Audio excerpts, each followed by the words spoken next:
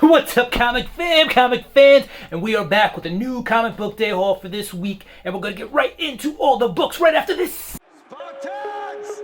What is your profession? Welcome back.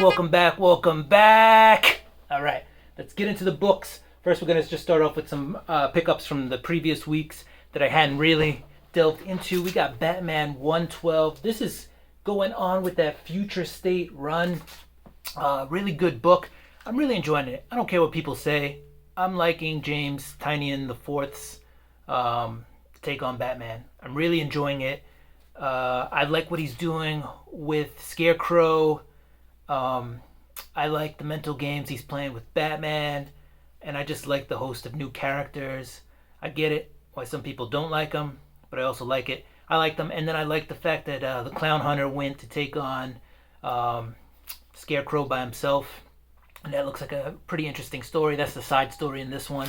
And you got Harley Quinn in there, chirping about being the next Robin. I enjoyed this book a lot. So Batman 112, that's a previous week's pickup. This one's like from 2 weeks ago. I got Once in Future number 19. I can't say too much about it because I haven't really read this. I'm about 3 issues behind, but Dan Mora continues to kill it with the covers and the art. So I'm going to keep getting these, and eventually I will catch up, but this cover is pretty dope. All right. Next up, we got some reprints. We got Eat the Rich, number 1 from Boom Studios. This is the second print. So I picked this up because this cover's dope.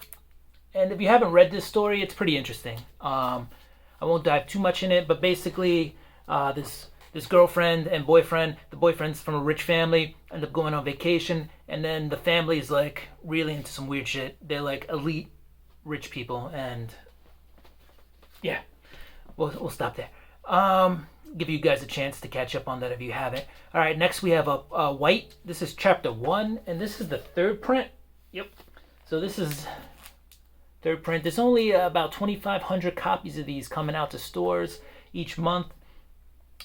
So if you can manage to find one, I would. The second and third printings are a lot easier to grab, even though the print run is the same. And I think that's just because people already have, a lot of people already have the first one or the second print, so the third print is readily available.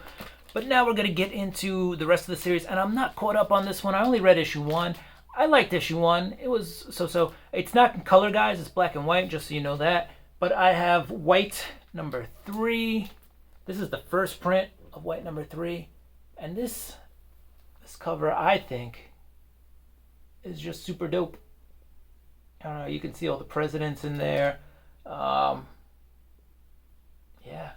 I think, Kanye West is on there too. And I think that's Barbara Bush serving up turkey. So, White number 3. I got this guy. All right. Next up, we got Primordial number 1. This is by Jeff Lemire. This is I thought it was a really good book. It's uneven. All right, so it's going to be a little boring. It's a lot of setup. It's issue 1. And then you're going to kind of get into, it feels like a whole nother chapter, a part 2 of the story. And that's where things really pick up. So Primordial by Jeff Lemire, excellent writer. He's also a pretty good artist. And he's working with Andreas Sorrentino. Yeah, good stuff. Good stuff. I think they worked on a Batman book together. They've worked together on stuff in the past. We got, let's pick it up a little bit. We got issue 9 of Homesick Pilots. I've been touting this book for a while. There was just a lot of talking going on in the first 3 issues. But finally, there's still a lot of talking going on. But it looks like there's going to be some action here. There's some stuff being figured out. I still really love the art. I still really love the way this is written. Just sometimes I wish there was just a tidbit more action. But this book continues to expand itself in terms of what's happening in the world, and I like that. It's moving forward, always constantly moving forward. So with that, Homesick Pilots, this is issue number 9. They're in the second arc. If you want to pick up the first arc, try it. First arc and second arc are a little bit different, but the characters are still the same. Just a little bit different way they're getting to the endings, I guess, of each part. We got Fantastic Four, number 35, 60 years. This is a $10 book. I think I got it for 20% off, so it was like $8. But still, pretty pricey, but it's pretty thick too. Okay, it's It's got a pretty thick binding right there. So I haven't read it yet. Cool cover though. It was actually hard for me to find this cover.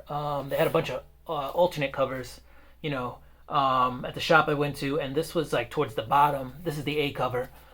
I decided to go with the A cover because I think it's just pretty dope. It's got a lot of the guys who have at some point had something to do with the Fantastic Four or have been in the Fantastic Four. Like I said, I haven't read it. I haven't read a lot of Fantastic Four, but I figured this might be a good jumping point. And also as a spec book, this had a couple of first appearances in it.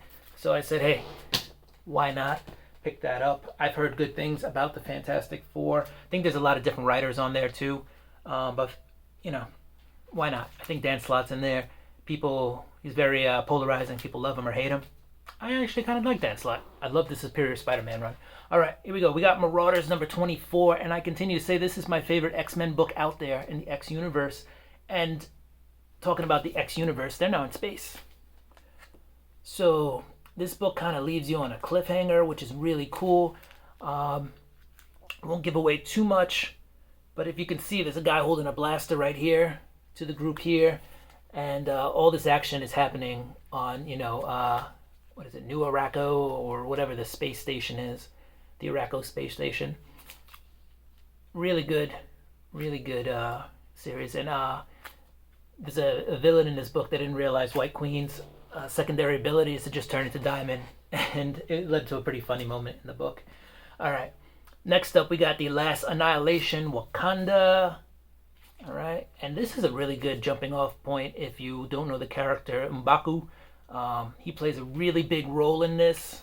Also, you just get to see Black Panther and Shuri, doing their thing with the the galactic Wakanda.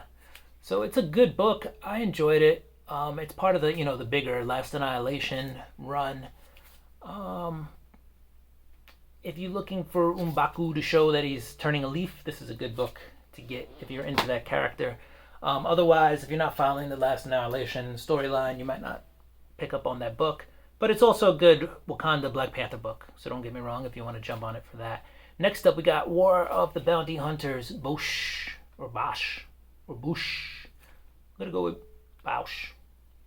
But he's got his family here. They're all exiled, and, they're offered a contract to go take out a certain family. Of course, the Crimson Tide has something to do with this if you've been following this book, but this is the first full appearance of Bausch,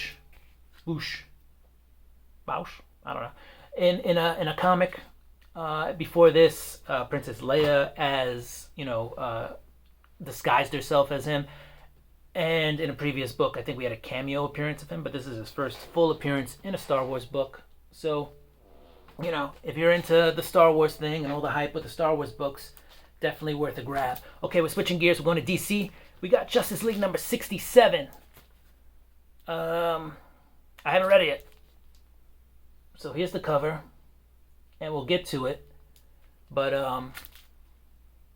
from the little bit I've read, I've enjoyed Bendis' run so far on Justice League. So we'll see. And on the cover it says, it's all over Deathstroke. And if you're a Deathstroke fan, how can you not enjoy a little Deathstroke action? All right. Next up, we have the Joker number 7. And I've heard people complaining about this book being $6. I don't blame you. There's 2 stories in here, though, so if you think about it, you're maybe paying $4 for the main and then $2 more for the second story. Is it worth it? I don't know. But anyway, this is issue 7. I haven't read this one either. I am behind on my DC books, guys. But I'm only 1 issue behind on this one. So once I read 6, I'll read 7. And then who knows? Maybe I'll let you know what I think about it. All right.